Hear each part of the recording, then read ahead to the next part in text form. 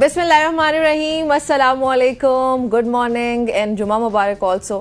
Welcome to صبح کی سوچ. میں ہوں نمرہ طارق. گڈ مارننگ، خوش آمدید کہیں گے آپ کو. میں ہوں حسین لیاقت اور جمعہ مبارک جس طرح انہوں نے آپ کو کہا، اور جمعے کو میں آپ کو کہتا ہوں کہ جلدی سے اٹھیے، تیار ہو جائیے اور پھر ساتھ ساتھ صبح کی سوچ دیکھتے رہیے. بالکل ایسا ہی ہے، اور ایسے لگ رہا ہے جیسے آج تو آپ بلیک ڈے سیلیبریٹ کر رہے ہیں. ہاں آج بلیک ڈے ہے. ویسے کس کے لیے بلیک ڈے؟ آپ کے لیے نہیں، سب کے لیے بلیک ڈے ہے، اور اسپیشلی جو ہمارے مسلم لیگ نون کے دوست ہیں ان کے لیے آج بلیک ڈے ہے یا وائٹ ڈے ہے یا اچھا ڈے ہے، یہ تو وہی ڈیسائیڈ کریں گے، کیونکہ نواز شریف صاحب لنڈن روانہ ہو چکے. لنڈن اور امریکہ کا ان کا ٹور ہے، جو کہ جاتی عمرہ سے یہ آپ دیکھ رہے ہیں. وہ اس وقت ان کی گاڑیاں آئی، براستہ دبئی جائیں گے، اس وقت پہنچے براستہ دبئی. بالکل آپ نے ٹھیک کہا. اور دبئی میں بلاول بھٹو بھی موجود ہیں جو کہ ان کا استقبال بھی کریں گے، اور ایک روزہ اسٹے بھی ہے ان کا دبئی میں. اس کے بعد وہ لندن واپس جا رہے ہیں.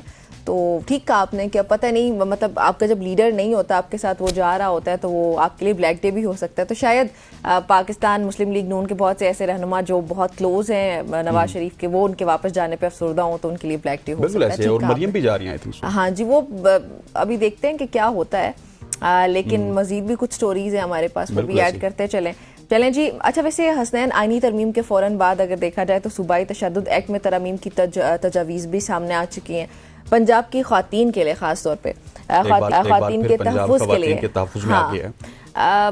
بظاہر کہہ سکتے ہیں آپ پنجاب کی خواتین کے تحفظ کے لیے پنجاب پولیس کا یہ ایک اچھا اقدام ہے کہ پنجاب پولیس نے پنجاب تحفظ خواتین کے تشدد ایکٹ میں ترامیم کی تجویز دی تاکہ جرمانوں کو جو 10 لاکھ روپے تک بڑھایا جا سکے، اور جو گھریلو تشدد کو جو ہے وہ غیر ضمانتی جرم قرار دیا جا سکے.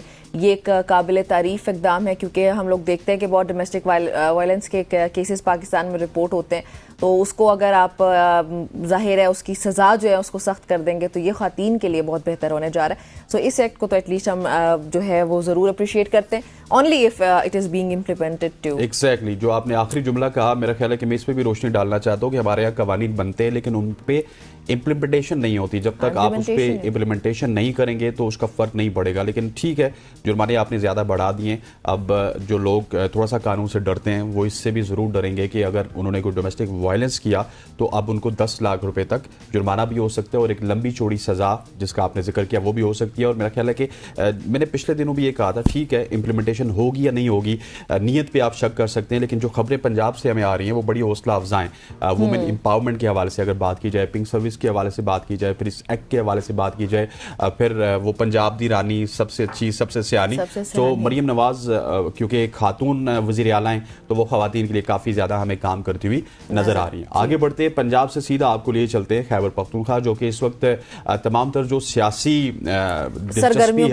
سرگرمی ہے وہ خیبر پختونخوا میں ہوتی ہے. وہاں پہ ایک زبردست بل پاس ہوا ہے، اور اس بل کو پاس کرنے میں مجھے تھوڑی سی خوشی ہوئی ہے. خیبر پختونخوا کی اگر بات کی جائے تو جانوروں کی فلاح و بہبود کا بل 2024 پاس کر لیا گیا ہے.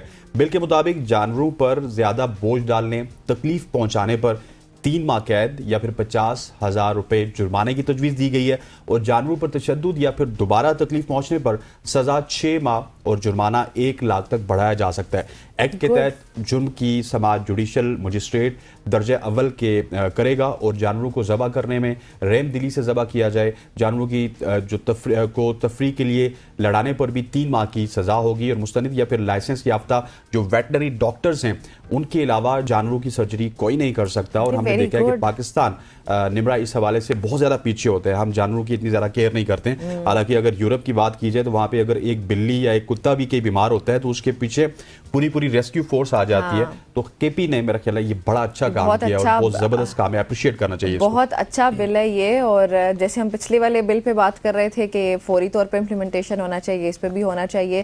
اور ہمارے پاس تو ویژولز میں ابھی صرف گدھے آ رہے ہیں، لیکن دیگر گدھوں پہ ہوتا ہے. ہاں، سب سے زیادہ ظلم گدھوں پہ ہو رہا ہوتا ہے، یا پھر ہمارے ہاں اسٹریٹ ڈاگز یا اسٹرے جو کیٹس ہوتی ہیں ان پہ بھی بڑا ظلم ہو رہا ہوتا ہے. تو خیر یہاں پہ یہ ایک اچھی بات ہے کہ جہاں پہ جانوروں کے حقوق کی بات ہوتی ہے وہاں پہ خیبر پختونخوا کے یہ بل بھی سامنے اب آئے گا، اور آئی ہوپ سو کہ ہم لوگ بڑے ہی اچھے طریقے سے اپنے امید کرتے ہیں کہ جانوروں کو ٹریٹ کریں گے. اس پہ بھی کیا ہوگا؟ امپلیمنٹیشن، عمل درآمد ہوگا. جی بالکل، اس پہ بھی امپلیمنٹیشن ہوگی. اچھا آگے بڑھتے ہیں اور آپ کو لیے چلتے ہیں نیو یارک. ٹھیک ہے، DHA کراچی. اچھا، وہ آپ کو ایسا ماحول، آپ کو ایسی وائب آ رہی ہے جیسے آپ نیو یارک آ گئے.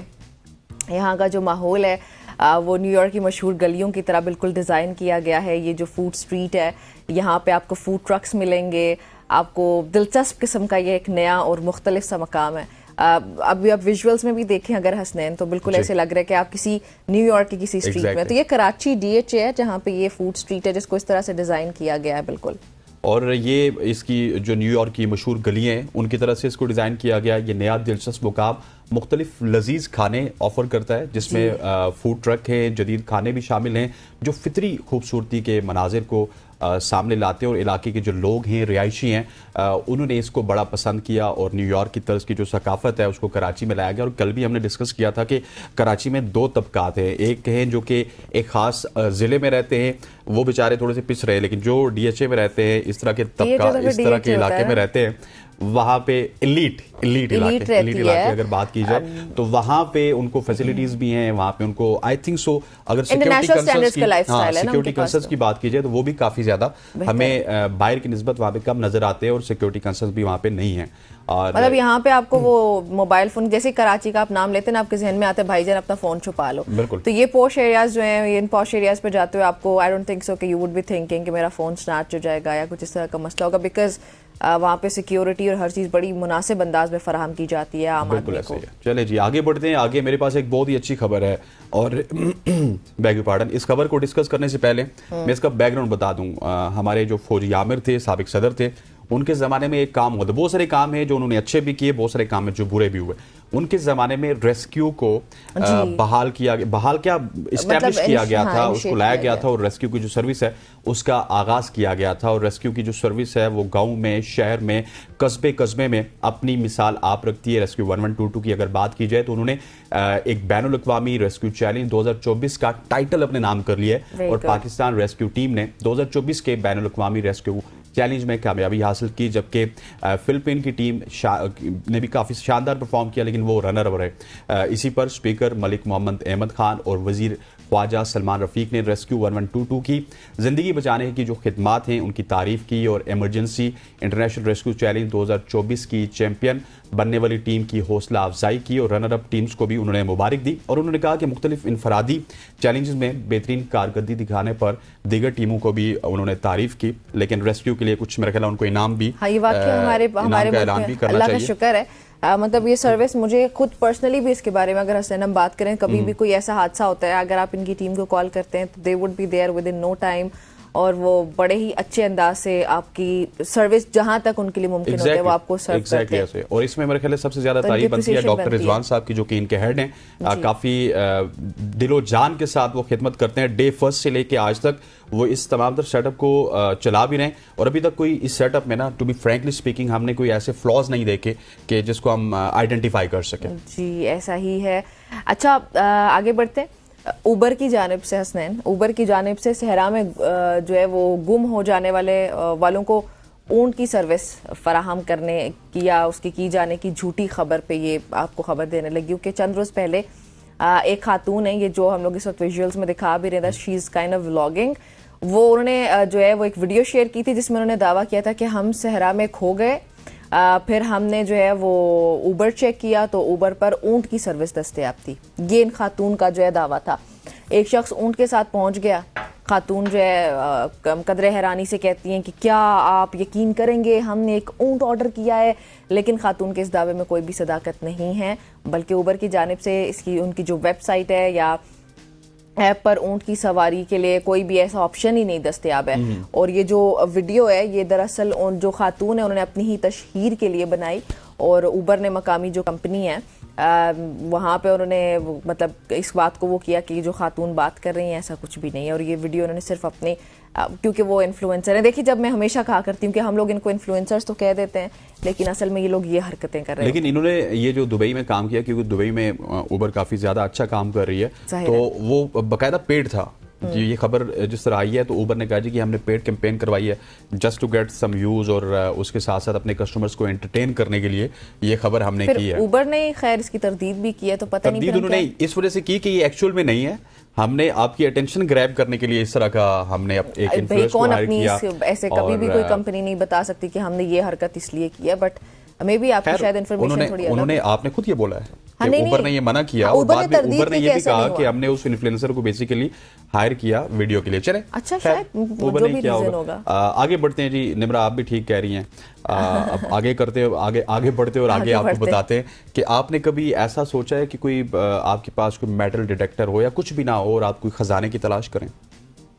नहीं, सोचा? सोचा नहीं कभी, नहीं। अच्छा, पाकिस्तान में वैसे बहुत सारे लोग सोचते हैं कि उनको खजाना मिल जाए, और मैं आपको बात बताता हूँ। जनवरी 2019 में 7 दोस्तों ने जुनूब मगरबी बरतानिया के इलाके में मेटल डिटेक्टर्स के जरिए खजाना तलाश करने का शौक पूरा करने का फैसला किया। अच्छा। इस दौरान उन्होंने तकरीबन 1000 साल पुराने चांदी के सिक्के दरियाफ्त किए जो जेर जमीन दफन थे। अच्छा। ये ग्रुप मजमूई तौर पर 2584 चांदी के सिक्के तलाश करने में कामयाब हुआ, जो 11वीं सदी से ताल्लुक रखते हैं, और माहिरीन ने इससे बरतानिया में दरियाफ्त होने वाला सबसे ज्यादा मालियत का खजाना करार दिया है। और इन सिक्कों को 56 लाख डॉलर्स में नीलाम किया गया।